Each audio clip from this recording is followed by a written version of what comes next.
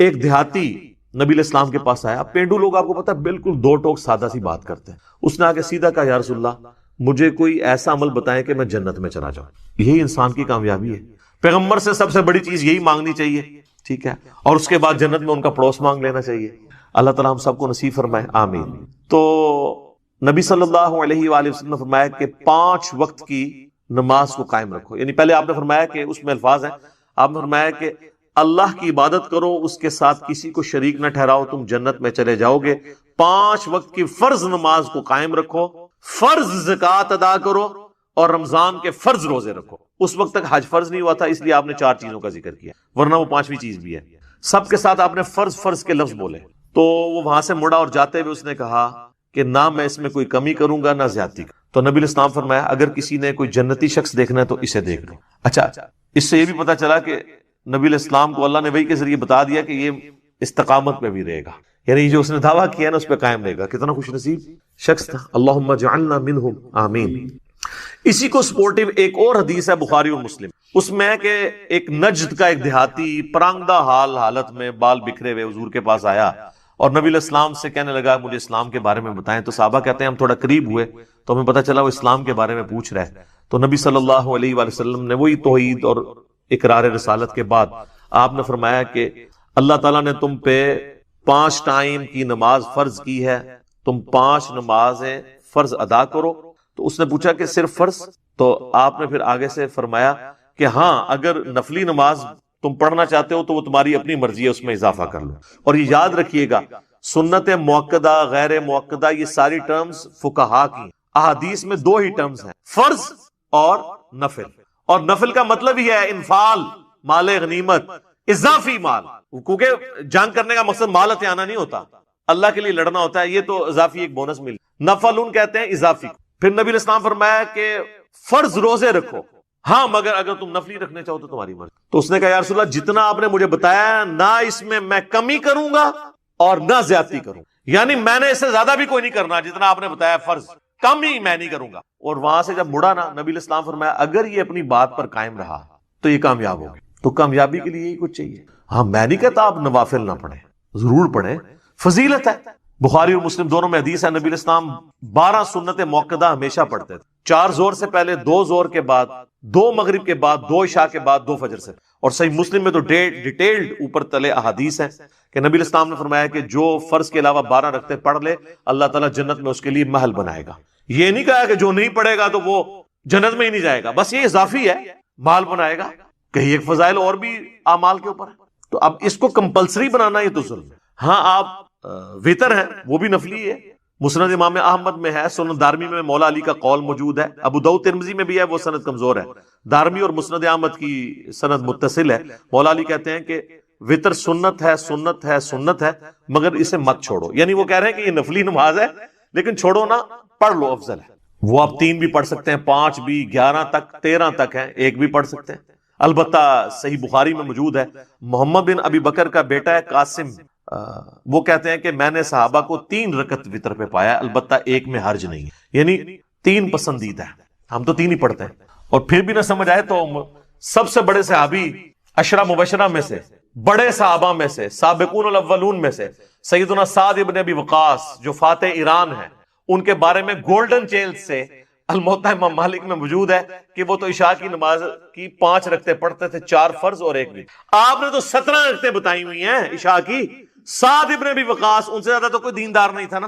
تو آپ یہ کہیں گے کہ نعوذ باللہ وہ جو کہتے ہیں یہ جی وہ 6 لوگوں پہ اللہ کی لعنت ہے, اس میں سے جو سنت بھی چھوڑ دے, تو آپ سعد ابن ابی وقاص پہ یہ ترمذی کی حدیث فٹ کریں گے؟ آپ خود لعنتی ہو جائیں گے. وہ مسئلہ اور ہے, وہ سنت کو حقیر سمجھ کے نفرت کے ساتھ چھوڑنے والے کے لیے ہے. اور بھی اور چیزیں ہیں, وہ میرا یوٹیوب پہ کلپ ہے بڑا ڈیٹیل, سنت چھوڑنے والے پر لعنت, وہ دیکھ لیں, میں نے 14 طبق آپ کے روشن کی ہیں. تو سعد ابن ابی وقاص تو 2 سنت موقدہ بھی نہیں پڑھتے تھے اور وتر بھی 1, اور اس میں الفاظ ہیں ہمیشہ کے ہیں, ان کی یہ روٹین تھی. نیچے ویسے امام مالک نے لکھا ہے کہ لیکن میرے نزدیک 3 وتر پڑھنے چاہیے, لیکن انہوں نے بھی سعد ابن ابی وقاص پہ یہ اعتراض نہیں کیا کہ سنت موقدہ چھوڑ رہے ہیں, وتروں کی تعداد پہ انہوں نے اعتراض کیا ہے. تو خیر وہ امام مالک کا ذاتی اجتہاد ہے, وہ اس میں سعد ابن ابی وقاص کے مقابلے میں تو نہیں مانا جائے گا. بھارت سعد ابن ابی وقاص نے امت پہ احسان کیا جی, تو یہ 17 رکھتے عشاء کی بتاتے تھے, دن رات میں ٹوٹل 17 رکھتے ہیں جس پہ سنی اور شیعہ کا اجماع ہے. 2 فجر کی, 4 زور 4 اثر 3 مغرب 4 عشاء، بس یہ 17 پوچھی جائیں گی، باقی تو سر کوئی پوچھ نہیں آپ سے۔ کتنے لوگوں نے اس کی وجہ سے نماز شروع کر لی ہے، کدھر صرف عشاء کی 17۔ یہ آپ کو جو 17 بتا رہے ہیں ان سے قرآن پہ لفظ لیں، کبھی انہوں نے خود بھی روزانہ 17 پڑھی ہیں؟ سوئی پہ سوئی چڑھی ہوتی ہے، لوگ پیچھے مڑ مڑ کے دیکھ رہے ہوتے ہیں کہ امام صاحب کہاں سے نمودار ہوں گے، تو پہلی 4 کی طرح عشاء کی انہوں نے پڑھنی ہے جو آخری وقت پہ آ رہے ہوتے ہیں۔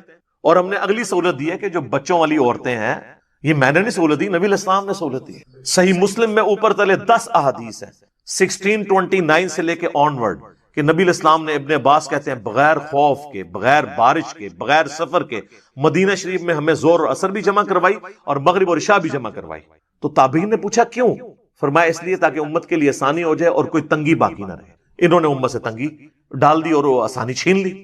اور آپ دیکھیں یہ یعنی ابن عباس سے زیادہ کون صحابی جانتا ہے، اور یہ وہ تابعین کو سکھا رہے ہیں، کیونکہ وہ درس حدیث دے رہے تھے، یہ درس قرآن صحیح مسلم کے الفاظ ہیں۔ ایک بندہ بار بار کھڑا ہو جاتا ہے، سر نماز کا ٹائم ہو گیا ہے، انہوں نے کہا بہ جا، تو منو سنت سکھائیں گا؟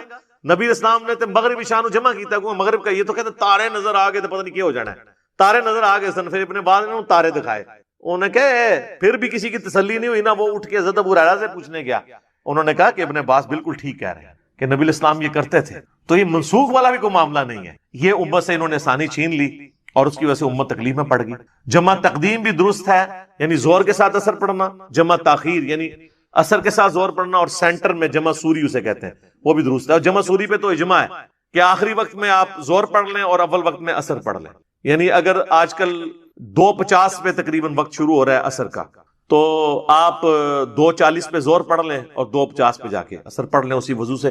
اس پہ تو حنفی بھی قائل ہے کہ جمع سوری جائز ہے۔ ویسے تو آسانی ہے، 12 بجے کے قریب وقت شروع ہو رہا ہے نا زور کا، غروب آفتاب ہو رہا ہے 5 بجے، 12 سے 5 تک آپ جس وقت مرضی چاہیں جمع کر سکتے، اور اس طریقے سے غروب آفتاب ہو رہا ہے 5 سے لے کے فجر کا وقت تقریباً داخل ہو رہا ہے 5:05 پہ، اس وقت تک آپ کسی وقت مغرب اور عشاء جمع کر سکتے ہیں فجر کا وقت داخل ہونے سے۔ یہ تو اللہ نے آسانی دی ہے۔ یوٹیوب پہ میرا ڈیٹیل کلپ بھی موجود ہے نمازوں کو جمع کرنا، اس کی وجہ سے لوگوں نے نمازیں شروع کر دی ہیں۔ تو آپ لوگوں کو پہلے اس پہ لگائیں، پھر آہستہ آہستہ لوگ آئیں گے۔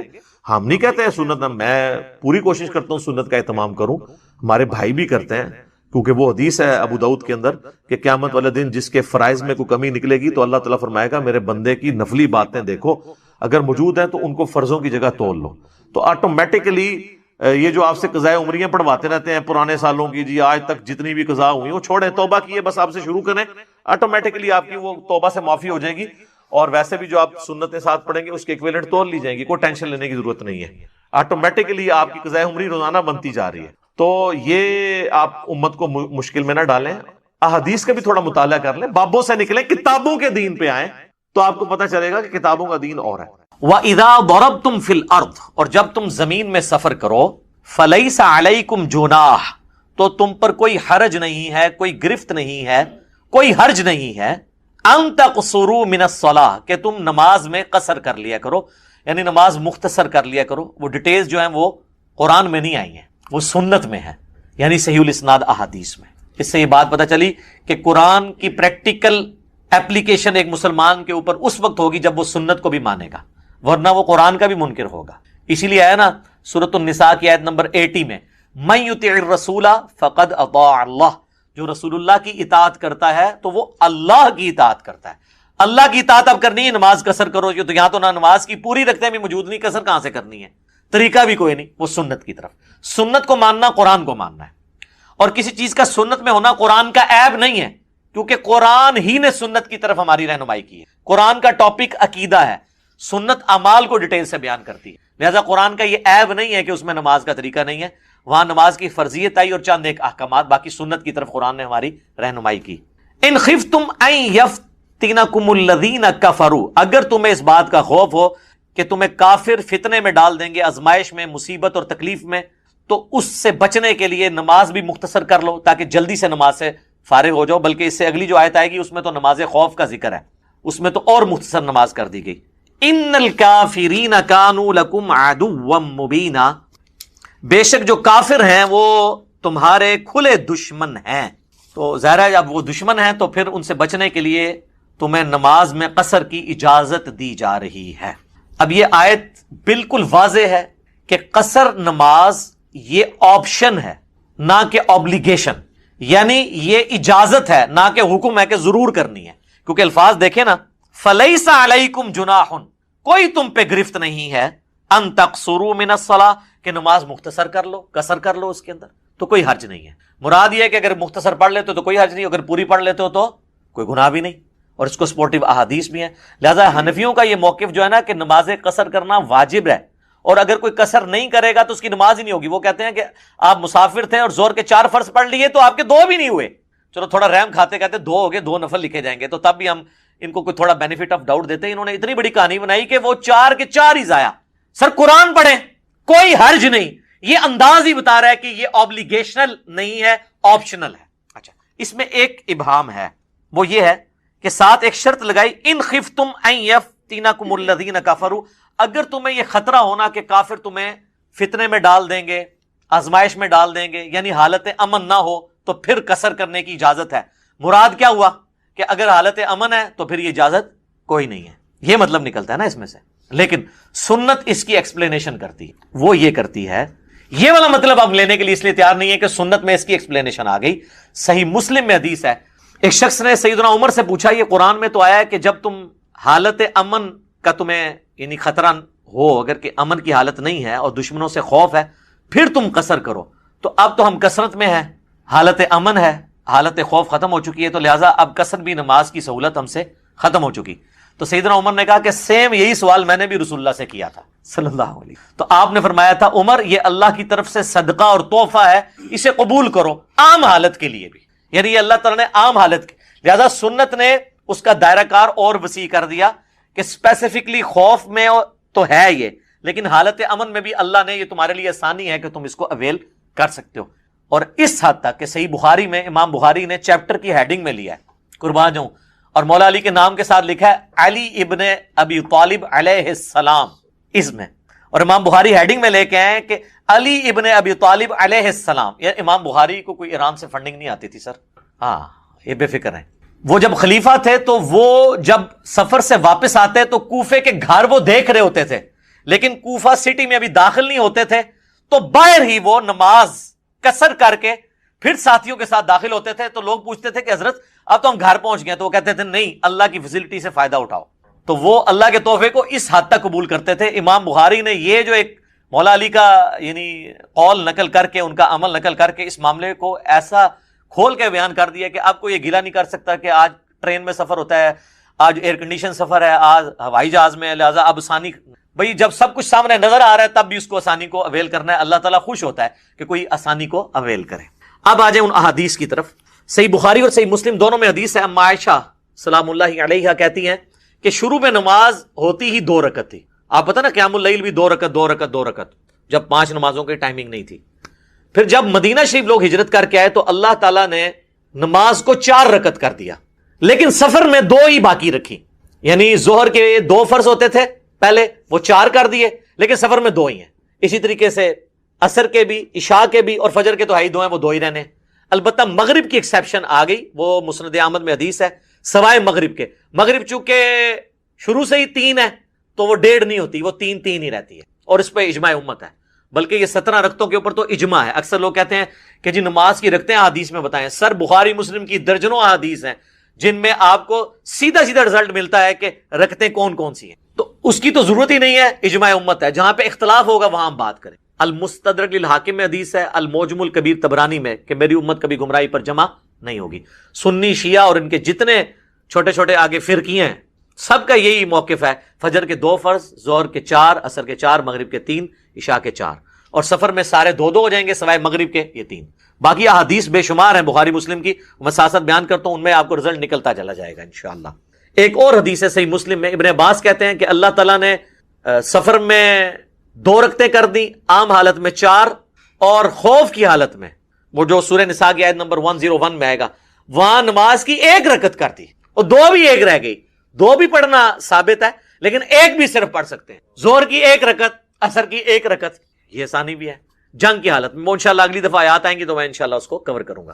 صحیح بخاری اور مسلم دونوں میں حدیث ہے کہ ابن عمر ایک سفر میں تھے تو انہوں نے اپنے ساتھیوں کو 2 رکعت ظہر کی نماز پڑھائی، پھر اپنے حجرے میں واپس آئے تو انہوں نے دیکھا کہ ابھی بھی لوگ کچھ نماز پڑھ رہے تھے، میرے خیال ہے وہ انفی بریلوی، انفی دیوبندی ہوں گے، تو بخاری مسلم کے الفاظ ہیں، حضرت عبداللہ ابن عمر نے فرمایا کہ یہ کیا پڑھ رہے ہیں؟ ان کا جی یہ سنتیں پڑھ رہے ہیں، وہ نفل نماز جو بعد میں ہم اسے سنت بھی کہہ دیتے ہیں موقع. تو انہوں نے فرمایا کہ اگر میں نے سنتیں ہی پڑھنی ہوتی تو میں زہر کے 4 فرض نہ پڑھ لیتا. پھر انہوں نے کہا کہ میں نے نبی صلی اللہ علیہ وآلہ وسلم، حضرت ابوبکر، حضرت عمر، حضرت عثمان رضی اللہ عنہم اجمعین تینوں کے ساتھ پوری زندگی سفر کی ہے، وہ 2 رکعتوں سے زیادہ نہیں پڑھا کرتے تھے. اندازہ کریں، یعنی یہ اس میں الفاظ ہیں کہ میں نے تینوں کے ساتھ سفر کیے، وہ 2 رکعتوں سے زیادہ نہیں پڑھا کرتے. تو یہ بالکل واضح ہو گیا کہ یہ جو ان لوگوں کا خود ساختہ ایک مسئلہ ہے. پھر صحیح بخاری اور صحیح مسلم میں یہ حدیث ہے کہ ایک سفر کے دوران عبداللہ ابن عمر نے جو ہے وہ جب سفر کرتے ہوئے وہ جماعت کروایا کرتے تھے نا خود، تو 2 رکعت پڑھا کرتے تھے، اور اگر کسی مقیم امام کے پیچھے پڑھتے تھے پھر 4 پڑھتے تھے. یعنی اگر مسافر امامت کروائے گا نا تو اس نے تو 2 ہی پڑھنے ہیں، اس کے پیچھے مسافر ہیں وہ 2 رکعت پڑھیں گے.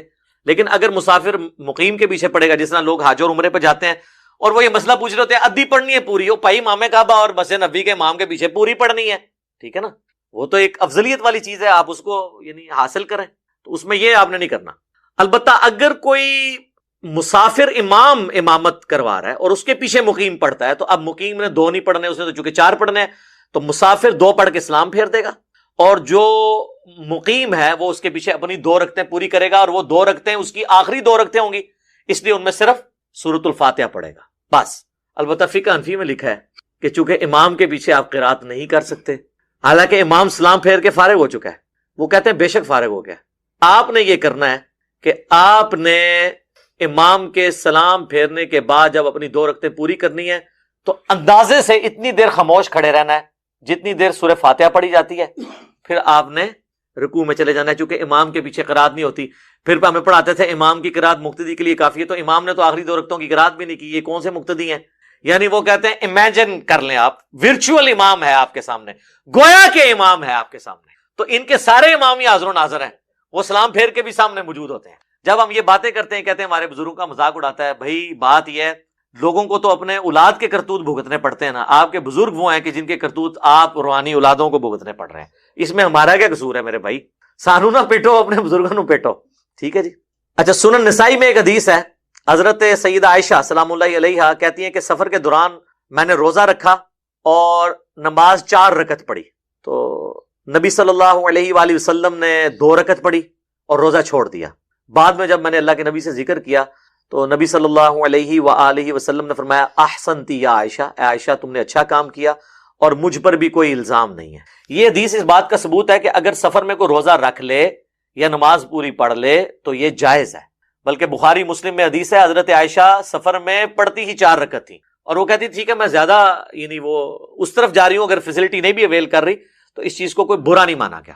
حتیٰ کہ سنن دارقطنی میں یہ حدیث ہے اور مشکات کے اندر بھی موجود ہے کہ نبی صلی اللہ علیہ وآلہ وسلم سفر میں بعض اوقات 2 فرض بھی پڑھ لیتے تھے، بعض اوقات 4 بھی پڑھ لیتے تھے، دونوں طریقے سے ثابت ہے، لیکن عمومی عمل آپ کا 2 فرض ہے جو عبداللہ ابن عمر نے نقل کیا. تو اس سے یہ بھی بات پتہ چلی کہ آپ یعنی مسافر کے لیے جماعت والا بھی کوئی ایشو نہیں ہے، کیونکہ سیدہ عائشہ نے اگر جماعت کے ساتھ اس طریقے سے نماز پڑھی ہوتی تو 2 کے بعد انہوں نے بھی اسلام پھیرا ہوتا، انہوں نے الگ سے اپنے 4 فرض پورے پڑھ لیے اور نبی علیہ السلام نے 2 پڑھے. اس طریقے سے عبداللہ بن عمر کے بارے میں بھی آپ سن چکے ہیں. جماعت ایشو نہیں ہے سفر کے دوران، اگر کوئی جماعت چھوڑنا بھی چاہتا ہے تو چھوڑ سکتا ہے، لیکن افضل یہ ہے کہ جماعت کے ساتھ وہ پڑھے. اور بخاری مسلم میں وہ حدیث جو عبداللہ بن عمر کی ہے اس میں ہے کہ اگر عبداللہ ابن عمر سفر میں اکیلے نماز پڑھتے تو 2 رکعت پڑھتے، تو اس سے ثابت ہوا کہ بغیر جماعت کے بھی وہ نماز 2 رکعت پڑھ لیا کرتے، اور اگر امام کے پیچھے پڑھتے تو پھر وہ 4 رکعت پڑھتے اگر وہ مقیم امام. لہٰذا جو لوگ حج اور عمرے پہ جائیں، اگر ان کی مسجد نبوی یا روضہ شریف پہ مکہ شریف کے اندر جماعت کے ساتھ نماز رہ جائے، جب وہ اکیلے اپنی پڑھیں گے تو 2 پڑھیں گے، اور اب وہ جماعت کروا لیں وہاں تو جماعت کرنے پہ کوئی پابندی نہیں ہے، آپ جماعتیں کروا سکتے ہیں. تو اگر مسافر کروا رہے ہیں تو 2 پڑھیں، اگر وہاں کا کوئی مقیم کروائے تو پھر اس کے پیچھے آپ 4 پوری کر لیں. بعض اوقات لوگ یہ بھی کرتے ہیں، وہ کہتے ہیں جی اگر امام مقیم ہے تو ہم 2 رکعت پڑھ کے بیٹھ جائیں گے اور ہم اپنا سلام پھیر دیں. اس طرح نہیں آپ کر سکتے، امام سے ہٹ نہیں سکتے. اہل تشیع کے ہاں اس طرح ہو جاتا ہے، وہ کہتے ہیں کہ بھئی آپ 2 کے بعد سلام پھیریں اور اگلی 2 میں آپ عصر کی نیت کر لیں. یہاں پہ بھی ہے اس سے ملتا جلتا فقہ حنبلی میں مسئلہ کہ وہ کہتے ہیں ٹھیک ہے 2 پڑھ کے آپ بیٹھے رہیں اور امام کو 4 پڑھنے کا انتظار کریں، اور جب امام چوتھی کے تشہد میں پہنچے تو آپ سکون کریں، اس کو 2 پڑھنے دیں اپنی فالتو، جو آپ کی نظر میں تو وہ فالتو ہیں کیونکہ وہ تو مقیم ہے، تو چوتھی میں پھر آپ اس کے ساتھ ہی تشہد پڑھ کے تو سلام پھر اینڈ رزلٹ یہی ہے، صرف 2 رکعتوں کا آپ کو فائدہ ہوا، لیکن سلام امام سے پہلے وہاں بھی نہیں آپ پھیر سکتے۔ یہ میں نے آپ کو ضمناً ایک مسئلہ بھی اس حوالے سے بتا دیا۔ بخاری و مسلم میں ایک اور حدیث ہے کہ نبی علیہ السلام جب سفر میں ہوتے تو سواری سے اتر کر فرض نماز ادا کرتے تھے، اور تہجد اور نوافل اور وطر سواری پر ادا کرتے، اور اس چیز کا بھی اہتمام نہ کرتے کہ سواری قبلہ رخ جاری ہے یا قبلہ رخ سے ہٹ کے، یعنی استقبال قبلہ صرف فرض نماز کی ریکوائرمنٹ ہے، نفلی نمازوں کی نہیں ہے۔ آپ اس چیز کی پرواہ نہ کرتے، اور اس میں الفاظ ہے سواری میں بیٹھ کے جب آپ نفل یا وطر ادا کرتے تو رکوع اور سجدہ سر کے اشاروں سے کرتے، اور ابو داؤد میں الفاظ ہے کہ نبی علیہ السلام جب سر کے اشارے سے یہ رکوع اور سجدہ کرتے تو سر کے لیے تھوڑا، یعنی رکوع کے لیے تھوڑا سر جھکاتے اور سجدے کے لیے تھوڑا زیادہ۔ یہ نہیں ہے کہ آپ نے سامنے پھٹے پہ کوئی سجدہ کرتے تھے، جس طرح یہ کرسیاں بنی ہوئی ہیں، کرسی پہ بھی اگر کسی نے نماز پڑھنی ہے نا اشارے سے، تو وہ رکوع کے لیے اتنا جھکے گا اور سجدے کے لیے اتنا۔ یہ نہیں ہے وہ ایسے کر کے وہاں میں وہ بنے ہوتے ہیں جناب، وہ اسپائڈر مین بنے ہوتے ہیں یا سپر مین، وہ نہیں، یہ غلط ہے۔ آپ نے اشارے سے نماز پڑھنی، یہ رکوع ہے، یہ سجدہ ہے، بس تھوڑا سا فرق کرنا ہے۔ یہ اللہ نے آسانی دی ہے۔ قیام بھی تو نہیں نا اب آپ نے کیا کرسی پہ بیٹھے ہوئے یا سواری پہ بیٹھے ہوئے، تو اب آپ کھڑے ہو جائیں گے اس طرح کر کے، تو یہ بھی تو نہیں کر رہے نا، تو باقی چیزوں کو بھی آپ اس طریقے سے مینج کریں۔ تو اس سے یہ بات پتہ چلی کہ فرض نماز کے لیے آپ کو سواری سے اترنا ہوگا۔ ٹرین بھی جب کسی جنکشن پہ کھڑی ہو تو آپ وہاں نماز پڑھیں، اپنی گاڑی ہے تو کسی پیٹرول پمپ پہ روک کے پڑھیں، پبلک ٹرانسپورٹ ہے تو اس کا ٹائم اس طرح مینج کریں کہ آپ کو یہ نہ کرنا پڑے۔ رہ گیا ہوائی جہاز، تو ہوائی جہاز کا تو مسئلہ اور بحری جہاز کا مسئلہ ڈیفرنٹ ہے، چونکہ اسے روکنا ممکن نہیں ہے۔ بحری جہاز اگر آپ سمندر میں روک بھی لیں وہ ایک جگہ پہ پھر بھی نہیں رہتا، اور نیچے اتر کے آپ مسلح پانی پہ ڈال کے نماز بھی نہیں پڑھ سکتے، وہ تو بزرگ ہی پڑھ سکتے ہیں، وہ بھی کہانیاں۔ تو وہ بحری جہاز والوں کے لیے مسئلہ ڈیفرنٹ ہے، وہ اس میں صرف استقبال قبلہ کریں گے، نماز پڑھیں، کوئی ایشو نہیں ہے۔ ٹرین بھی عموماً سیدھی چلتی ہے، اگر نہ رک رہی ہو تو ٹرین میں نماز پڑھ لیں۔ ویسے تو ہم نے جو نمازیں جمع کرنے کا آپ کو بتایا اس کے تحت تو 6-7 گھنٹے میں تو کوئی نہ کوئی آپ کا اسٹیشن آ ہی جائے گا ایسا، تو نماز آپ ٹرین کے اندر ہی بے شک پڑھ لیں جب رکی بھی ہو، یا نیچے اتر کے آپ اسٹیشن پہ پڑھ لیں۔ ویسے تو ایران کے اندر تو باقاعدہ نماز کی ٹائمنگ میں وہ ٹرینیں رکتی ہیں، اور باقاعدہ عورتوں اور مردوں کی نمازوں کی جگہ الگ بنی ہوئی ہے۔ آپ دیکھیں کتنی ایک ڈاکومنٹریز اپلوڈ ہوئی ہیں، انسان حیران رہ جاتا ہے۔ تو کاش ہمارے ملک میں بھی یہ سارا سلسلہ ہوتا تو یہ آسانیاں ہو جاتی۔ صحیح بخاری اور صحیح مسلم میں ایک اور حدیث ہے کہ نبی علیہ السلام فتح مکہ اور غزوہ تبوک کے موقع پر آپ جب سفر میں تھے، آپ نے ظہر اور عصر کی نماز کو جمع کر کے پڑھا اور مغرب اور عشاء کی نماز کو جمع کر کے پڑھا۔ تو سفر میں آپ کی روٹین تھی کہ نمازیں جمع کرتے تھے مینج کرنے کے لیے، بلکہ جامع ترمذی میں، سنن ابی داؤد میں اور مشکات میں موجود ہے کہ نبی علیہ السلام تینوں طریقے سے نماز کو جمع کرتے تھے۔ آپ اگر ظہر کا وقت داخل ہونے کے بعد سفر شروع کرتے تو ترمذی کے الفاظ ہیں آپ علیہ السلام ظہر اور عصر کٹھی پڑھتے اور پھر سفر پہ نکل جاتے، اور اگر ظہر کا وقت داخل ہونے سے پہلے آپ سفر شروع کرتے پھر آپ عصر تک کا انتظار کرتے تاکہ سفر زیادہ طے ہو جائے، اور عصر کے ٹائم میں جا کے ظہر عصر پڑھتے۔ اسے کہتے ہیں جمع تاخیر۔ جمع تقدیم یہ ہے کہ ظہر کے ساتھ عصر، جمع تاخیر یہ ہے کہ عصر کے وقت میں پہلے ظہر عصر، اور درمیان میں جمع سوری، وہ تو حنفی بھی مانتے ہیں کہ ظہر آخری وقت میں اور عصر اول وقت میں۔ تو تین طریقے سے سنت ہے، اور اس میں آسانی ہے، یعنی ظہر کا وقت اگر 12:20 پہ داخل ہو رہا ہے اور مغرب 7:10 پہ، تو 12:20 سے 7:10 تک کسی بھی وقت دونوں نمازیں جمع ہو سکتی، اور مغرب کا وقت داخل ہو رہا ہے 7:10 پہ، اور فجر کا وقت وہاں پہ شروع ہو رہا ہے جا کے صبح تقریباً کوئی 3:45 کے قریب یا 3:30 کے قریب، تو پوری رات میں کسی بھی وقت آپ مغرب اور عشاء جمع کر سکتے۔ جمع تقدیم، جمع تاخیر، جمع سوری، تینوں طریقے سے سنت ہے۔ بلکہ صحیح مسلم میں اوپر تلے 10 احادیث ہیں کہ نبی علیہ السلام نے بغیر خوف کے، بغیر بارش کے اور بغیر سفر کے، یعنی مدینہ شریف میں ظہر اور عصر کی نمازیں جمع کی اور مغرب اور عشاء کی نمازوں کو بھی جمع کیا۔ ابن عباس سے تابعین نے پوچھا کہ اللہ کے نبی علیہ السلام نے یہ عمل کیوں کیا تھا؟ تو انہوں نے کہا اس لیے تاکہ امت کے لیے اس معاملے میں آسانی ہو جائے اور کوئی حرج یعنی تنگی باقی نہ رہے، جو امت سے چھین لی گئی اور آپ کو تنگی میں ڈال دیا۔ دیکھیں نا کتنی بڑی مصیبت کھڑی کر دی۔ یہ امت کو آسانی دی گئی تھی، انہوں نے کہا نہیں ہم ڈیفائن کریں گے جی، ہر نماز کا ٹائم ہے جی۔ اور اچھا اس حدیث سے یہ بھی پتا چلا کہ خوف، بارش اور سفر کے بغیر بھی جمع کرتے تھے، تو مراد کیا ہوا؟ سفر میں اور خوف میں اور بارش میں تو ضروری جمع کرتے تھے، بلکہ بخاری مسلم میں آتا ہے کہ بارش میں تو نبی علیہ السلام اذان میں کہتے تھے صلو فی الرحال، کہلوا دیتے تھے گھروں میں ہی نماز پڑھو۔ ابن عباس کہتے ہیں جمعے کا دن ابن عباس نے بھی یہ اناؤنسمنٹ کرائی اور کہا کہ نبی علیہ السلام بھی یہ نہیں چاہتے تھے کہ تم کیچڑ میں لپٹتے ہوئے مسجد میں پہنچو، تو گھروں میں ہی پڑھ لو، جمعے کی نماز جس کی اتنی تاکید ہے وہ بھی گھر میں ہی پڑھو، اس کی جگہ یعنی ظہر کی نماز پڑھ لو، تو یہ آسانی ہے الحمدللہ۔ اچھا بخاری و مسلم میں وہ جو حدیث ہے حجۃ الوداع والی، وہ اس چیز کا ثبوت ہے کہ نبی علیہ السلام نے جمعے کے دن حج آیا تھا یوم عرفہ، لیکن آپ نے ظہر کی نماز ادا کی، تو اس سے پتا چلا کہ مسافر کے اوپر جمعے کی نماز نہیں ہے، پڑھ لے تو جائز ہے لیکن وہ بھی حج والا جو معاملہ ہے اس میں تو نہیں کرے گا. حج کی تو یہ خصوصیت ہے کہ وہاں تو آپ نے مسجد خیف کے اندر آپ دیکھیں، اور ادھر دوسری وہ جو مسجد نمرہ ہے عرفات کے اندر، اس کے اندر یعنی جمعہ جب آتا ہے، چاہے وہ یوم عرفہ کو آئے یا باقی حج کے دنوں میں آئے، تو جمعے کی نماز نہیں ہوتی. 2 ظہر کے فرض ہوتے ہیں اور 2 عصر کے فرض ہوتے ہیں. میں نے تو خود پڑھی ہوئی ہے الحمدللہ دونوں جگہ، تو یہ میں نے یعنی آپ کو اس لیے علم میں اضافے کے طور پہ یہ بات بتا دی. باقی حنفیوں کے نزدیک تو یہ ہے کہ آپ نے چونکہ وہاں پہ اگر 15 دن سے آپ کا کم قیام ہے پھر تو آپ قصر پڑھیں گے، اگر اس سے زیادہ ہے تو آپ پوری پڑھیں گے. اور باقاعدہ انہوں نے تو، ان کے عالم صاحب نے تو مشورہ دیا ہوا ہے کہ چونکہ حنفی زیادہ ہوتے ہیں تو سعودی عرب والوں کو چاہیے کہ وہ جو امام کعبہ انہوں نے وہاں رکھا ہوا ہے نا، وہ تو مقیم ہوتا ہے اور لیکن وہ پڑھا رہا ہوتا ہے سفری نماز. حالانکہ حج کی خصوصیت ہے سفری نماز، یعنی نماز 2 فرض پڑھنا. وہ کہتے ہیں ہمارے نزدیک تو اس کے پیچھے ہماری نماز نہیں ہوگی کیونکہ اس کی اپنی نہیں ہو رہی. 4 پڑھنے تھے اس نے 2 پڑھ دیے. تو کہتے ہیں کہ ہمارا مشورہ ہے کہ سعودی حکومت حج کے دنوں میں نا اس کو تقریباً کوئی 70-80 کلومیٹر کا سفر گاڑی میں کروائے اور جا کے اینڈ ہاں ساری یہ لکھا ہوا ہے فقہ حنفی میں کتابوں کے اندر، تو سفر کروائے تاکہ وہ مسافر ہو جائے، اینڈ پہ جا کے وہاں پہ مسجد نمرہ میں یا وہاں اتار دے تاکہ پھر وہ ہمارے نزدیک بھی یعنی ہیلے تو تمہیں پتہ ماسٹر نے ہیلے بنانے تھے، یہ تو کچھ بھی کر سکتے ہیں. کہتے گڈی تے سیر کراؤ انہوں جعلی مسافر بنا دو تاکہ تو تسی بھی جعلی نیتی کر کے پڑھ لو، جو کام ہی جعلی کرنے نے سارے. تو یہ انہوں نے باقاعدہ مسئلہ جو ہے نا وہ لکھا ہوا ہے اپنی وہ جو حج سے متعلق کتابیں ہیں.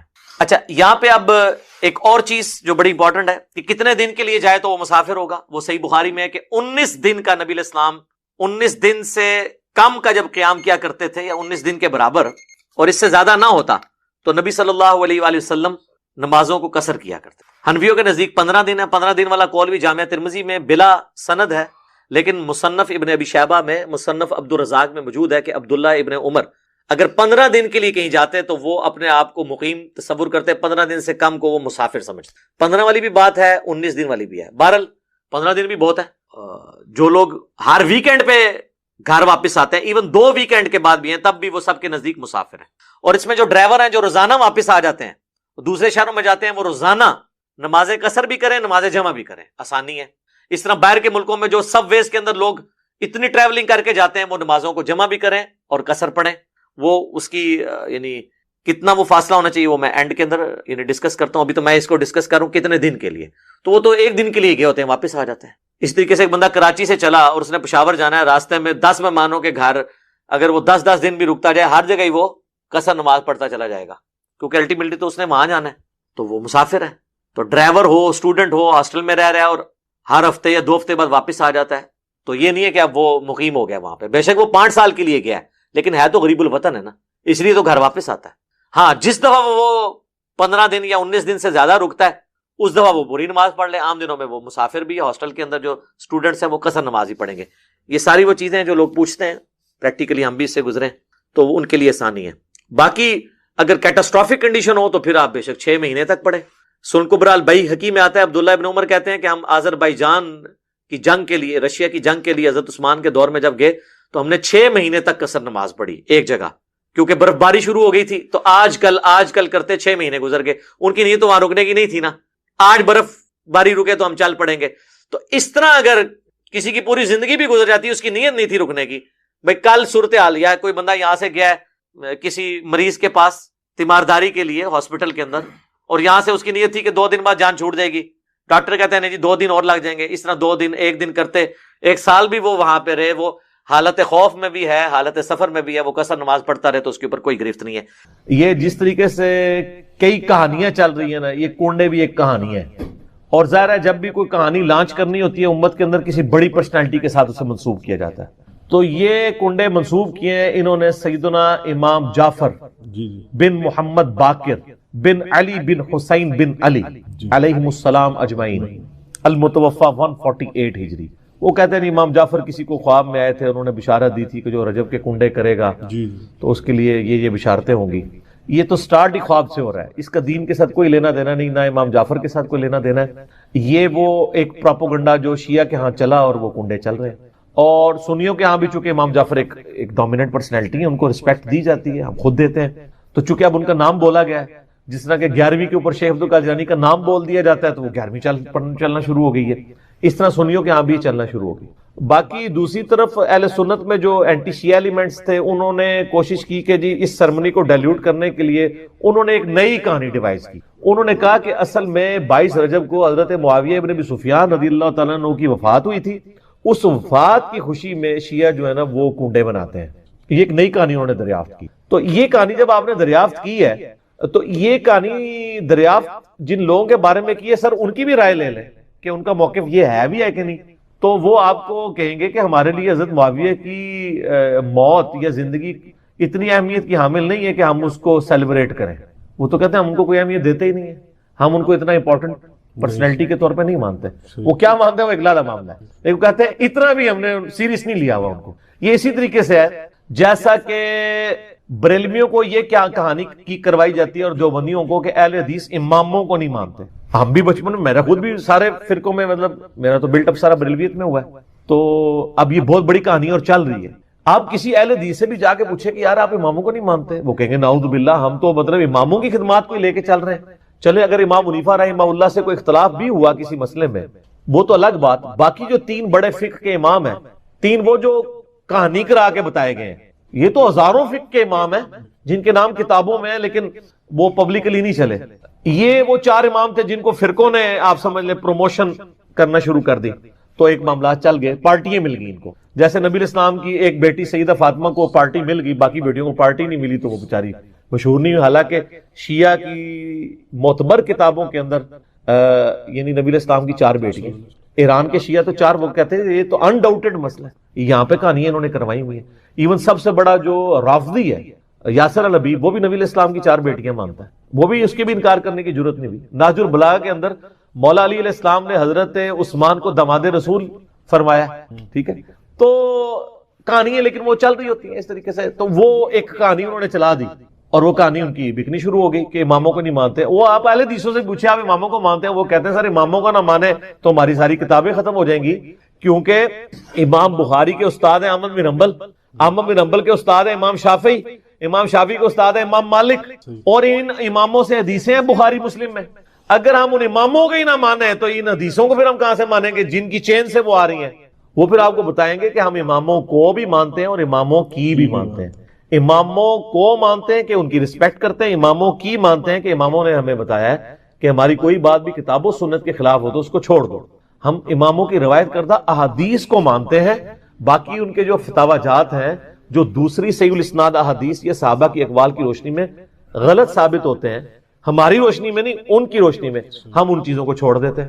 تو اسی طریقے سے شیعہ کے بارے میں کہانی کرا دی. وہ حضرت معاویہ کی ڈیتھ کا دن منا رہے ہیں اور یہ سنی بھی ان کے دیکھا دیکھی شروع ہو گیا، ان کا اور چل رہا ہے. یہ اصالہ ثواب کے معاملے میں میرا بالکل کیٹاگوریکل ایک اوپینین ہے. لاکھوں لوگوں نے یوٹیوب پہ میری ویڈیو دیکھی ہے، مسئلہ نمبر 74. آپ اصالہ ثواب لکھیں یوٹیوب پہ، ٹاپ آف لسٹ میری وہ ویڈیو کھل جائے گی. اس میں میں نے ساری چیزیں بتائی ہیں. 11ویں ہو، میلاد ہو، محرم کی نیاز ہو یا آپ کی یہ رجب کے کنڈے ہوں، ان ساروں کے بارے میں ہے کہ یہ سب کی سب ایکٹیویٹیز دین میں خود سے داخل کی گئی ہیں. ہم ان کو کفر و شرک والا معاملہ نہیں کہتے لیکن بدعات تو ہیں. اب رہ گیا مسئلہ کہ اس طرح کی ایکٹیویٹیز میں جو کھانا ہے وہ حلال ہے یا حرام ہے. وہ بھی میں نے اس کے اندر بتایا ہوا ہے کہ کھانے کو حرام کہنے کے لیے یہ چیز ضروری ہے کہ آپ پہلے اس کی حرمت ثابت کریں. اس میں 2 طریقے ہیں، یا تو وہ چیز جو پکائی جا رہی ہے وہ حرام ہو، کوئی خنزیر بنا دیتا ہے تو حرام ہے، یا چیز تو پاک تھی لیکن اس کے ذبح کے وقت زبر کے ساتھ غیر اللہ کا نام لیا ہے تو وہ پھر بھی حرام ہو جائے گی. تیسرا مسئلہ ہے تقرب والا. تقرب میں اب 2 طرح کے آپشن ہیں. ایک تقرب یہ ہے کہ کوئی شخص یہ کہتا ہے کہ میں فلاں بزرگ کے اصالہ ثواب کے لیے کر رہا ہوں، حضرت حسین علیہ السلام کو ثواب پہنچ جائے، ایک میری طرف سے ہدیہ. تو اس کے معاملے میں بھی ایسا کوئی سختی والا معاملہ نہیں. لیکن اگر کوئی تقرب یہ کر رہا ہے کہ یہ اصالہ ثواب ان کو پہنچے اور وہ میرے مشکل کشا ہے اور اس کے بدلے میں یہ میری مصیبت حل کر دیں گے تو وہ تو نیاز کے بغیر ہی عقیدہ شرکی ہے. نیاز تو سائڈ پہ رہ گئی، عقیدہ ہی غلط ہے. ٹھیک ہے نا. تو ہمارا تو موقف یہ ہے کہ ہمارے پاس کوئی اس طرح کی کھانے پینے کی چیز لے آتا ہے، ہم اس سے پہلے پوچھتے ہیں کس کے نام کی ہے. اگر وہ کہتا ہے اللہ کے نام کی ہے تو بسم اللہ پڑھ کے کھا لیں. اگر وہ کہتا ہے یہ فلاں بزرگ کی ہے تو اسے پوچھے یہ بزرگ کے نام سے مراد آپ کیا لے رہے ہیں؟ کیا ان کی رضا کی خاطر ہے، ان کے نام کا ذبح ہے؟ تو سر یہ کوئی بھی نہیں آپ کو کہے گا. کوئی جاہل کہہ دے تو کہہ دے، وہ کہے گا نہیں اللہ کا نام دیے ثواب پہنچانا ہے انہوں نے. اچھا جی، پھر زیادہ وہم نکالنا ہے تو آپ پوچھ لیں کہ ثواب پہنچا کے کڈنا کہے وچوں جے تسی واقعی کھانا نہیں کھانا تے جے کھانا کھانا ہے تو اتنے تک ہی سوال رکھو، زیادہ غلوف نہ کریں آپ کیونکہ غلوف کریں گے نا تو معاملات بگڑیں گے. اور یہ میں آپ کو اپنی طرف سے نہیں بتا رہا، صحیح بخاری میں سیدہ عائشہ نے نبی علیہ السلام سے پوچھا یا رسول اللہ صلی اللہ علیہ وسلم یہ کچھ نیو مسلم ہے، ہمیں نہیں پتا انہوں نے ذبیحہ صحیح کیا یا نہیں کیا، تو یہ جب کوئی اس طرح کی گفٹ لے کے آتے ہیں ہم کیا کریں؟ آپ نے فرمایا بسم اللہ پڑھ کے کھا لیا کرو۔ اللہ آپ نے کہا کہ بلاؤ، آپ یہ بھی کہہ سکتے تھے حلف دلواؤ، یہ وہ وہم نکالا کہ مسلمان کا ذبیحہ ہے نا تو حسن ظن رکھو، زیادہ نیٹی گریٹی میں نہ پڑھو، ٹھیک ہے نا۔ اس کا غلط رزلٹ بھی نکال لیا یوسف القرداوی صاحب نے، انہوں نے وہ اسلام میں حلال و حرام ایک کتاب لکھی، اس میں انہوں نے لکھا کہ یہ جو غیر مسلموں کے بھی جو ذبیحے چل رہے ہیں نا، اور جو KFC میکڈونلڈ چل رہے ہیں جو ڈیفینیٹلی ذبیحے ہے ہی نہیں ہے، وہ اللہ کے نام کے کیا، وہ تو مطلب بالکل ذبح والا معاملہ ہی اس کے اندر اس طریقے سے نہیں ہے، نہ وہ اللہ کا نام لیتے ہیں، وہ کہتے ہیں بسم اللہ پڑھ کے آپ کھا سکتے ہیں، اور اس حدیث سے پلی لی۔ تو میں نے ان کا بھی رد کیا کہ سر ایڈی بھی کھلی چھٹی نہ دو، مسلمان کا ذبیحہ ہے نا اس کے اوپر آپ کو وہم نہیں کرنا چاہیے اگر وہ مسلمان ہے۔ اب وہ اگلا مسئلہ شروع ہو جائے گا کہ وہ بریلوی ہے، دیوبندی ہے، اہل حدیث ہے، شیعہ ہے، یہ نئی کہانی کرنے کی ضرورت نہیں ہے، اہل کتاب کا ذبیحہ بھی حلال ہے۔ تو اگر آپ ایک دوسرے کو مسلمان ماننے کے لیے تیار نہیں، چلو اہل کتاب ہی مان لو۔ یہود و نصارہ کی عورتوں سے تو آپ کا نکاح جائز ہے سورۃ المائدہ کے پہلے رکوع کے تحت، اور اسی رکوع میں آتا ہے کہ اہل کتاب کا ذبیحہ بھی حلال ہے، جی ہاں، اگر وہ اللہ کے نام کے اوپر کیا ہو۔ تو اگر یہود و نصارہ کا اللہ کے نام کا ذبیحہ حلال ہے تو جو آپ کے اپنے اہل کتاب ہیں قرآن کے فائنل ٹیسٹمنٹ کے ماننے والے، وہ تو old testament new testament tempered form میں مان رہے ہیں، اور وہ اتنے ظالم ہیں کہ نبی علیہ السلام کو وہ دجال سمجھتے ہیں، نعوذ باللہ۔ ظاہر پیغمبر نہیں مان رہے، تو جب آپ کسی کو پیغمبر نہیں مان رہے، جس طرح ہم غلام احمد قادیانی کو پیغمبر نہیں مانتے تو کیا سمجھتے ہیں؟ دجال کے اس نے دجل کیا ہے، جھوٹ بولا ہے، اس کے باوجود اللہ تعالیٰ کہہ رہا ہے کہ ان کا ذبیحہ بھی حلال ہے۔ اور جو آپ کے نبی کے عاشق ہیں، جو محمد اور آل محمد کے لیے جان دینے کے لیے تیار ہیں، سر ان کے اوپر آپ کم از کم یہودیوں والا سٹیٹس تو ان کو دے دے، ٹھیک ہے، تو وہ آپ دینے کے لیے تیار نہیں ہے۔ اسی پہ میرا ایک کلپ بھی ہے، وہ کیا سنی شیعہ کا نکاح ہو سکتا ہے، اس کا بھی پھر اتنا مذاق اڑاتے ہیں۔ سر میں نے تو کہانی الٹ دی ہے نا، میں نے سوال کرنے والے سے یہ میرا کلپ لاگو، میں نے کہا یہ سوال نہ کریں سنی شیعہ کا، آپ یہ پوچھیں سنی کا بھی نکاح ہو سکتا ہے کہ نہیں، کیونکہ اگر سنی حنفی ہے تو وہ یا سنی حنفی دیوبندی ہوگا یا سنی حنفی بریلوی ہوگا، تو ہے تو دونوں سنی نا۔ سنی اہل حدیث ہوا تو وہ تو بہت دور بیچارہ بیٹھا ہے، اس کی تو کوئی اوقات ہی نہیں نا ان کے نزدیک، وہ تو بہت تھوڑے ہیں۔ وَيَرْزُقْهُ مِنْ حَيْثُ لَا يَحْتَسِبُ، اور اسے وہاں سے رزق دیتا ہے جہاں سے اسے گمان بھی نہ ہو۔ رزق میں صرف دنیاوی جو ہم مال دولت اس کو ایک رزق سمجھتے ہیں، یہ ایک رزق کا بالکل چھوٹا سا ٹوٹا ہے۔ اس سے بڑا رزق اللہ تعالیٰ ہمیں دے رہا ہے جس کی طرف ہماری توجہ نہیں ہے، اور وہ رزق ہے ہماری صحت۔ ایک شخص کے پاس کروڑوں روپے ہے لیکن اس کے گردے فیل ہو چکے ہیں، تو کس کام کا ہے؟ ایک بندے کے پاس اربوں روپے ہے لیکن اسے معدے کا السر ہے، وہ چاٹ نہیں کھا سکتا، وہ گول گپے نہیں کھا سکتا، وہ بریانی نہیں کھا سکتا، چاہے اس کے جتنے مرضی ہوٹل ہو۔ تو دنیاوی بال و دولت کا آ جانا صرف یہ رزق میں سے، میں نے کہا یہ بالکل چھوٹا سا جز ہے، اس کو انسان یوٹیلائز کرے، یہ بہت بڑی بات ہے۔ دنیاوی صحت جو اللہ نے انسان کو زندگی میں دی ہے، لوگ کہتے ہیں اللہ نے مجھے کیا دیا ہے؟ جو شخص یہ بات کرے نا اسے کو جی 1 کروڑ پہ لے دو، اپنی ایک آنکھ نکال کے مجھے دے دو، کوئی دے گا؟ اپنا ایک بازو توڑ کے دے دو۔ تو آپ ذرا 1 کروڑ ساروں کے اوپر لگانا شروع کریں، اربوں کے تو آپ خود ہیں، اور یہ تو میں صرف سمجھانے کے لیے کہہ رہا ہوں، یہ تو آپ گن بھی نہیں سکتے۔ قرآن پاک میں اللہ تعالیٰ نے فرمایا نا کہ اللہ کی نعمتیں اتنی زیادہ ہیں کہ تم انہیں شمار کرنا چاہو تو شمار بھی نہیں کر سکتے۔ تو وہاں سے اللہ تمہیں رزق دے گا، تمہیں گمان بھی نہیں ہو۔ اب رزق کے لیے ضروری نہیں ہے کہ آپ کے پاس مال و دولت اور آپ کے ایسٹس بڑھ جائیں، یہ بھی اللہ تعالیٰ کا بہت بڑا رزق ہے کہ آپ کے پاس جو تھوڑے بہت ایسٹس ہیں وہ سلامت ہیں۔ کسی ایک میڈیکل کیس کسی گھر کے اندر 1 کروڑ پرتی بندے کو بھی لا کے زیرو پہ کھڑا کر سکتے۔ آپ کی زندگی میں کئی ایسے کیسز ہوئے ہوں گے جدادیں تک بک جاتی ہیں۔ اور مجھے واصف علی واصف صاحب کی بات یاد آ گئی، وہ کہتے ہیں میں وہ مسجد میں بیٹھا ہوا تھا تو ایک بندے کو میں نے دیکھا کہ وہ دعا مانگ رہا ہے کہ یا اللہ 25 سال پہلے جو میں نے دعا تجھ سے کی تھی وہ واپس لے لے، بس یہ دعا کر رہا ہے۔ کہتے ہیں وہ فارغ ہوا تو میں نے اس سے پوچھا کیا ہوا؟ اس نے کہا جی 25 سال پہلے میں نے اللہ سے رو رو کے ایک بیٹا مانگا تھا، میری بیٹی ہی تھی صرف، اور وہ بیٹا میرے گاٹے فٹ ہو گیا، یعنی وہ نشے میں مبتلا ہو گیا، سارا گھر کا مال اس نے بیچ دیا، مجھے کنگال کر دیا، تو میں اللہ سے کہہ رہا ہوں یا اللہ یہ اولاد واپس ہی لے لے۔ تو یہ بھی تو ہو سکتا ہے نا۔ سورہ توبہ میں آتا ہے، اللہ تعالیٰ آتا ہے اپنے جو فاسق و فاجر لوگوں کے بارے میں کہ اللہ تعالیٰ چاہتا ہے کہ ان کی اولاد کو ہی ان کے لیے عذاب بنا دے، اولاد بھی عذاب بن سکے۔ اس لیے میں دعا کیا سکھائی گئی ہے، ربنا ھب لنا من ازواجنا وذریاتنا قرۃ اعین واجعلنا للمتقین اماما، اے اللہ ہماری بیویوں اور ہماری اولاد میں آنکھوں کی ٹھنڈک بنا اور ہمیں پرہیزگاروں کا امام بنا، ہماری آنے والی نسلیں پرہیزگار ہوں۔ ورنہ یہ تو مصیبت بھی گلے پڑ سکتی ہے۔ تو ایک میڈیکل کیس آپ کو کہاں سے کہاں لے کے جا سکتی، ایک بچے کا نافرمان ہونا آپ کو کہاں سے کہاں لے کے جا سکتی، اور اس سے بڑی ناکامی تو آخرت کی ناکامی ہے۔ ایسا بچہ بھی ہو سکتا ہے کہ جو آپ کی دنیا تو برباد نہ کرے لیکن آخرت برباد کر دے، اس کی وجہ سے آپ گناہوں میں مبتلا ہو جائے۔ تو یہ بھی رزق کی ایک فارم ہے۔ رزق صرف یہ نہیں ہے کہ آپ کے لیے مال پانی کھل جائے، بلکہ مال سبسسٹنس لیول پہ بھی موجود ہے، لیکن آپ کو کوئی ایسی تکلیف نہیں آ رہی کہ جس کی وجہ سے آپ کا مال نہیں نکل رہا۔ ورنہ ایک بندہ 10 لاکھ روپے مہینے کا کماتا ہے اور 9 لاکھ روپے اس کا نکل جاتا ہے، کیا فرق پڑا اس کو؟ اس نے کون سا ایسٹ بنا لی ہے؟ اور جو اذیت گزار رہا ہے وہ لادس، اس کو تو کوئی سوچ بھی نہیں سکتا، جو ذہنی ٹینشن ہے۔ صحیح بخاری مسلم میں حدیث ہے، نبی علیہ السلام فرمایا ہمیشہ اپنے سے نچلے لوگوں کو دیکھو تو تمہیں یوں اللہ تعالیٰ کی نعمتوں پر صبر نصیب ہوگا اور قناعت نصیب ہو جائے گی، اوپر نہ دیکھو۔ اور پھر بخاری مسلم میں یہ حدیث ہے کہ ابن آدم کے پاس اگر سونے کی 2 وادیاں ہوں تو وہ خواہش کرے گا تیسری وادی بھی مجھے مل جائے، اس کا پیٹ صرف قبر کی مٹی بھری۔ والعیاذ باللہ تعالی۔ بخاری مسلم دونوں میں حدیث ہے کہ انسان کہتا ہے میرا مال میرا مال میرا مال، نبی علیہ السلام فرمایا تیرا مال تو وہ ہے جو تو نے کھا پی لیا یا پہن کر بوسیدہ کر دیا یا اللہ کی راہ میں خرچ کر کے آخرت کے لیے محفوظ کر لیا، باقی جتنا مال ہے وہ تو تیرے ورثہ کا مال ہے، تو کہتا ہے میرا مال ہے۔ پھر بخاری مسلم دونوں میں حدیث ہے کہ نبی علیہ السلام نے فرمایا کہ انسان کے 3 دوست ہیں، ایک دوست ہی اس کی قبر تک ساتھ جاتا ہے، وہ اس کے اعمال ہیں، باقی جو 2 دوست ہیں وہ باہر ہی رہ جاتے ہیں، اس کے رشتہ دار اور مال۔ اب مال ساتھ جاتے ہیں، مال بھی آپ ساتھ لے کے جا سکتے ہیں، لیکن وہ مال جو آپ نے پہلے اپنی زندگی میں اپنی مرضی سے اللہ کی راہ میں خرچ کر دیا، وہ اللہ کے ڈیوائن بینک میں جمع ہے۔ وہ قرآن پاک میں سورۃ البقرہ میں آیا 700 گنا تک کے اللہ تعالیٰ کر کے لوٹائے گا، بلکہ یہاں تک فرمایا کہ یہ اللہ تعالیٰ کو تم قرض دے رہے ہو اور اللہ تعالیٰ اس قرض کو لوٹائے گا۔ دیکھیں کتنا قدردان ہے کہ دیتا اللہ ہے، اور جب اسی کے دیے ہوئے میں سے آپ اسی کی راہ میں خرچ کرتے ہیں تو وہ کہتا ہے کہ یہ تم نے مجھے قرض دیا ہے، اللہ کہتا ہے میں تمہارا مقروض ہوں، تمہیں لوٹاؤں گا۔ یہ ہے اللہ تعالیٰ کی قدردانی۔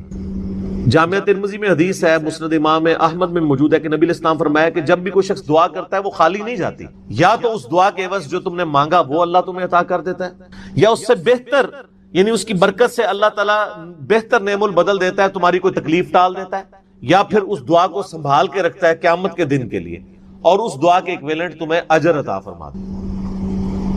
تو دعا تو بہت ضروری ہے، اللہ کی طرف رجوع لانا ہے۔ ٹاپک اور طرف چلا جائے گا، فی الوقت اس کی طرف آپ کنسنٹریٹ کریں کہ اللہ تعالیٰ مارا ہے کہ تمہیں وہاں سے رزق ملے گا، تمہیں گمان بھی نہیں ہوگا۔ وَمَن يَتَوَكَّلْ عَلَى اللَّهِ، اور جو کوئی اللہ پر توکل کرے فَهُوَ حَسْبُهُ، تو اللہ اس کے لیے کافی ہے۔ ان اللہ بالغ امری، اللہ تعالیٰ تو اپنا کام پورا کر کے رہتا ہے، لیکن قد جعل اللہ لكل شيء قدرا، اللہ نے ہر معاملے کے لیے ایک اندازہ مقرر کر رکھا ہے۔ اسی کو ہم وہ کہتے ہیں نا کہ اللہ کے ہاں دیر ہے اندھیر نہیں ہے، لیکن یہ دیر بھی ہم صرف سمجھانے کے لیے کہتے ہیں، وہ دیر نہیں ہے، وہ اللہ کا رول یہی ہے کہ اللہ تعالیٰ نے کسی معاملے کو کس لیول کے اوپر جا کے ایڈریس کرنا ہے۔ 23 سال تک مشرکین عرب کو دیکھیں نا مہلت ملی ہے، کتنے لوگوں نے کہا کہ دیکھو کان پک گئے ہیں ہمیں سنتے ہوئے، نبی علیہ السلام ہمیں دھمکیاں لگاتے ہیں کہ قوم عاد قوم سمود کی طرح تم بھی برباد کر دیے جاؤ گے، جب وقت کے پیغمبر کا انکار کرو گے تو عذاب تو کوئی نہیں آ رہا۔ اور قرآن پاک میں پھر نبی علیہ السلام کے بارے میں بھی آتا ہے کہ آپ علیہ السلام نے بھی تھوڑی سی بے صبری کا مظاہرہ کیا، سورۃ الانعام کے سٹارٹ میں آپ پڑھ کے دیکھ لیں تو اللہ تعالیٰ نے پھر جلال فرمایا کہ اے نبی تم چاہو تو جاؤ زمین میں کوئی سرنگ تلاش کر لو یا آسمان میں کوئی سیڑھی لگا کے ان کی مرضی کا معجزہ انہیں لا کے دکھا دو، ہم اپنے فیصلوں میں یعنی کسی کے پابند نہیں ہیں۔ پھر سورہ آل عمران میں آتا ہے جب غزوہ احد کے موقع پہ نبی علیہ السلام کی زبان سے بددعا نکل گئی خالد ابن ولید کے لیے کہ اللہ تعالیٰ ایسی قوم کو کیسے ہدایت دے گا جنہوں نے اپنے نبی کا چہرہ خون سے رنگ دیا۔ یہ صحیح مسلم میں الفاظ ہے، قرآن پاک میں اشارتاً اس کا ذکر ہے سورہ آل عمران میں۔ اللہ تعالیٰ نے فرمایا کہ نبی آپ کو کوئی اختیار نہیں ہے، اللہ تعالیٰ چاہے تو ان کو ہدایت بھی دے سکتا ہے۔ ہائے ہائے، یہ اللہ کے فیصلے ہیں، یہ کسی انسان کا کوئی فیصلہ نہیں۔ تو اب ان آیات کی روشنی میں بزرگ تو کسی کھاتے بھی نہیں بنتے، لوگ بزرگوں کو لے کے بیٹھ رہے ہوتے ہیں، یہ بزرگ دعا کریں گے، بزرگ کر دیں گے، بزرگوں نے کیا کرنا ہے؟ یا تو نبی علیہ السلام کے بارے میں فرمایا جا رہا ہے کہ آپ کو کوئی اختیار نہیں ہے، اللہ تعالیٰ چاہے تو بخش دے، اللہ تعالیٰ چاہے گرفت فرمائے، اللہ تعالیٰ چاہے ڈھیل دے۔ اللہ نے ہر کام کے لیے ایک اندازہ مقرر کیا ہوا ہے، وہ اسی موقع کے اوپر اللہ تعالیٰ اس چیز کو اسٹیبلش، وہ اللہ کے ڈیوائن علم میں ہے کہ کب اللہ تعالیٰ نے اسلام کا غلبہ کروانا ہے۔ جب نہیں کروایا تو 13 سال میں 125 بندے ہی مسلمان ہوئے ہیں، اور اگلے 13 سال کے اندر دونوں سپر پاورز بھی الٹ دی گئی ہیں، دونوں طرف ٹائم پیریڈ تو ایک ہی ہے۔ تو یہ اللہ تعالیٰ فیصلے فرماتا۔ عمر اور رزق میں برکت کے لیے کوئی وظیفہ بتا دیں۔ اس میں نے بتا دیا نا، صحیح بخاری مسلم دونوں میں حدیث ہے، نبی صلی اللہ علیہ وآلہ وسلم نے فرمایا جو شخص یہ چاہے کہ اس کے رزق میں برکت کر دی جائے، عمر دراز کر دی جائے، تو اپنے رشتہ داروں کے ساتھ اس نے سلوک کرے، لیکن یہ بھی تقدیر میں لکھا ہوا ہوگا کہ وہ کرے گا تو یہ ہو جائے گا، تو اسی کو توفیق ملے گی نا۔ تو اللہ تعالیٰ اس کی عمر میں برکت صرف یہ نہیں ہے کہ ایک بندہ 60 سال کا تو اب 100 سال پہ مرے، کئی 100 سال کی زندگی پاتے ہیں اور کام چوانی کا بھی نہیں کر کے مرتے، اور بعض لوگ 50 سال میں اتنا کام۔ امام شافعی کی عمر 55 سال تھی صرف جب فوت ہوئے ہیں، چلو شافعی کو تو چھوڑ دیں، اس سے پہلے آ جائیں، عمر بن عبدالعزیز 38 سال کی عمر میں فوت ہوئے ہیں۔ 38 سال کی عمر میں 3 براعظموں پہ ایسے نقوش چھوڑ گئے ہیں کہ آج دنیا حیران ہے، تو ان کو تو عمر بھی کوئی نہیں ملی ہے۔ یہ نہیں ہوتا کہ آپ کو عمر کتنی ملی ہے، آپ نے اس عمر میں کیا کیا ہے، آپ اللہ تعالیٰ آپ کو اسی ٹائم میں اتنی برکت۔ میں اپنے لیے آپ کو بات کرتا ہوں، میں کسی کیا بات کروں، میری زندگی خود اس چیز کا نمونہ ہے۔ آج جب لوگ یہ نہیں کہتے ہیں یار اس نے اتنے ویڈیوز چڑھا دی ہیں، کتنے بیٹھ کے ریکارڈ کرانا رہتا ہے، حالانکہ ہفتے میں ایک ریکارڈ ہوتی ہے، صرف روزانہ ہوتی بھی نہیں ہے، لیکن کنسسٹینسی کے ساتھ، اللہ کی مدد کے ساتھ آپ اگر یہ کام لے کے چلتے رہیں تو slow and steady wins the race. تو آج چیزیں آپ دیکھ لیں ہزاروں کی تعداد میں آپ کے سامنے، اور یہ حالات اللہ تعالیٰ فیوریبل کرتا ہے۔ میں یقین کریں، میں اپنے بھائیوں کو کہتا ہوں، میں جب بھی درس، ابھی آج کا درس میں نے کرنا تھا نا، وہ ہندو کا جواب دینا تھا، تو میں نے پورے ہفتے سے دعائیں شروع کی ہوئی تھی، اللہ زندگی دے دیں، حالات فیوریبل ہو جائیں، ٹرانسفارمر بھی نہ اڑے ہمارا، جنریٹر بھی چلتا رہے، سارے معاملات چلتے رہے، اور فرحان بھائی بھی ٹائم پہ آ جائیں، ٹھیک ہو گیا جی، کالر مائک بھی چل جائے، کیمرے کی بھی بیٹری چارج ہو، ساری چیزیں، یہ میں جو چیزیں میرے اختیار میں کر کے، یا اللہ تو نے کرمانی ریکارڈنگ، میں تو کچھ بھی نہیں، ٹھیک ہے۔ اپنے پورے ریسورسز مینج کر کے بھی اللہ پہ نظر ہوتی ہے۔ حالانکہ میرے دوستوں کو پتا ہے میں کتنا وہمی ہوں، میرے آفس میں بھی نا جب سب سے مشکل کوئی ٹاسک میرے والے کیا جاتا ہے اور وہ ہمارے باس کہتے ہیں یار اس کو دے کے تم بھول جاؤ، پھر وہ کام کر کے آپ کو بتائے گا، تو کیوں میں وہمی، جس کام میں ہاتھ ڈالتا ہوں نا، میں دنیاوی اعتبار سے ہر چیز اس کے حوالے سے مینج کرتا ہوں، لیکن ساتھ مسبب الاسباب پہ نظر ہوتی ہے کہ یا اللہ یہ جو کچھ میں کر رہا ہوں نا، یہ تو میں اسباب کر رہا ہوں نا، میرے ساتھ کوئی بھی پرابلم ہو سکتا ہے، کسی کے ساتھ کوئی این ٹائم، یعنی اس کے اوپر فیملی کے اوپر کوئی ایسا ایشو آ سکتا ہے کہ درس کینسل کرنا پڑ جائے، ہو سکتا ہے نا۔ جس طرح ایک بار یعنی اچانک جو ہے وہ یعنی ہمارا درس کینسل ہو گیا تھا، عثمان بھائی کی والدہ فوت ہو گئی تھی، ہمیں اپنا درس کینسل کرنا پڑا، ایگزیکٹ اسی دن ہی ہو گیا اس طرح، تو وہ حالانکہ ہمارا درس پورا تیار، مسئلہ 41 اس دن ریکارڈ ہونا تھا، کئی سال پہلے کی بات، کس سال کی بات ہے یہ؟ 5 سال پہلے کی بات ہے۔ تو اپنا ہر چیز مینج کی تھی، لیکن اینڈ ٹائم پہ کوئی مسئلہ کھڑا ہو گیا۔ میرے اپنے بھی کئی کلوز ریلیٹو فوت ہوئے ہیں، لیکن اللہ کا شکر ہے اتوار مطلب وہ درس سے 1-2 دن آگے پیچھے ہی ہوئے ہیں، تو اللہ تعالیٰ نے یعنی معاملات کو سیٹل کر دیا۔ یہ ساری چیزیں سر فیوریبل ہونا، پھر تو یہ وہ سوال کی طرف ہوں کہ رشتہ داروں سے اس نے سلوک کریں، اللہ تعالیٰ رزق میں اضافہ کرے گا، عمر میں اضافہ کر دے گا، یعنی برکت ڈال دے گا، تھوڑی چیز بھی کفایت کر دے گی۔ ابو داؤد میں ایک حدیث ہے، ایک صحابی کہتے ہیں میری ماں فوت ہوگی، فرمایا اپنی خالہ کے ساتھ اس نے سلوک کر، ٹھیک ہو گیا، تو یہ رزق کے بڑھنے کا ذریعہ۔ باقی دعا تو ایک ہی ہے، اللہم ربنا آتنا فی الدنیا حسنہ وفی الآخرۃ حسنۃ وقنا عذاب النار۔ یہ دنیا کے ہر کام کے لیے دعا ہے، رزق کی برکت کے لیے، اولاد کے لیے، اولاد کے اچھے مستقبل کے لیے، لڑائی جھگڑا ختم کرنے، دنیا کی ہر چیز اس میں داخل ہے۔ کیوں؟ ربنا آتنا فی الدنیا حسنہ، دنیا میں ہر چیز حسنہ عطا کر دے، بہتر، اور آخرت کی ہر چیز داخل ہے، وفی الآخرۃ حسنہ، آخرت میں قبر بھی شامل ہے، میدان حشر بھی، میدان عدل بھی۔ یہ واقعنا عذاب القبری، واقعنا عذاب الحشر، یہ کہنے کی ضرورت نہیں ہے، بخاری مسلم میں حدیث ہے جو مر گیا اس کی قیامت قائم ہوگی، وہ آخرت میں داخل ہوگا، اس میں سب کچھ ہے۔ اس میں ایک صحیح مسلم کی حدیث میں بتا دیتا ہوں، ایک صحابی تھے، بیماری کی وجہ سے اتنے کمزور ہو گئے کہ چڑیا کی طرح ان کا جسم ہو گیا۔ یہ آپ کو دعا والے چیپٹر میں مشکات میں دوسری جلد میں بھی یہ حدیث مل جائے گی، صحیح مسلم کی۔ نبی صلی اللہ علیہ وآلہ وسلم عیادت کے لیے آئے، آپ نے حالت دیکھی، آپ نے فرمایا کہ تو اللہ سے کیا مانگتا ہے؟ آپ کو پتہ چل گیا کہ مسئلہ کوئی گمبھیر ہے۔ کیا یا رسول اللہ، میں اللہ سے ایک ہی دعا کرتا ہوں کہ یا اللہ جو تو نے مجھے آخرت میں عذاب دینا ہے نا، وہ دنیا میں نہیں، نعوذ باللہ من ذالک، اللہم اجرنا من النار۔ نبی صلی اللہ علیہ وسلم نے فرمایا سبحان اللہ، اللہ پاک ہے غلطیوں سے۔ اس کا مطلب یہ ہوتا ہے یہ انسان ہی غلطیاں کرتا ہے، اور تو اللہ سے یہ چیز مانگ رہا ہے، اور تیرے اندر ہمت ہے کہ تو آخرت کیا دنیا کا بھی اللہ کا عذاب برداشت کر سکے؟ اور تجھے تو چاہیے تھا تو دعا کرتا اللہم ربنا آتینا فی الدنیا حسنہ وفی الآخرۃ حسنۃ وقنا عذاب النار۔ وہ دنیا اور آخرت میں، یہ فنیٹک وہ صوفیہ والا کانسیپٹ نہیں، ٹھیک ہے، کہ دنیا میں گگڑے بن کے رہو اور اس نیچے سے جوئیں بھی ڈلی رہے اور کپڑے بھی اتارے رکھو اور پہنچے ہوئے بزرگ، یہ پتہ لگا کتنے پہنچے نا. ٹھیک ہے نا. تو وہ صحابہ کہتے ہیں جب انہوں نے یہ دعا کی نا تو چند ہی دنوں میں وہ اس طرح صحیح ہو گیا جیسے مردہ زندہ ہو جاتا ہے اس دعا کرنے کی.